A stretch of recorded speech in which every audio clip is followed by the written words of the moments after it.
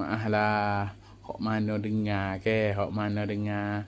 Kadang-kadang ambo kecek pun terbelik.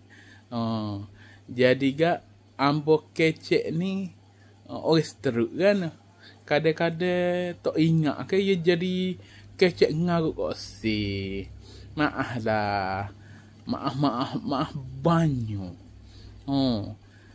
Kadang-kadang nak kata muka lain, ya jadi muka lain. Allah. Boleh kata tak sembuh lagi lah. Tak sembuh molek lagi. Bila tak tahu nak sembuh molek. Ada orang tu sign ke, dia stroke juga. Dia kecek, dia tak boleh kecek lacak gini.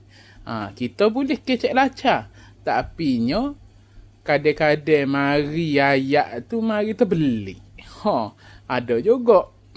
Dia jadi tak boleh kecek langsung, nak kecek lambat sangat. Gitulah.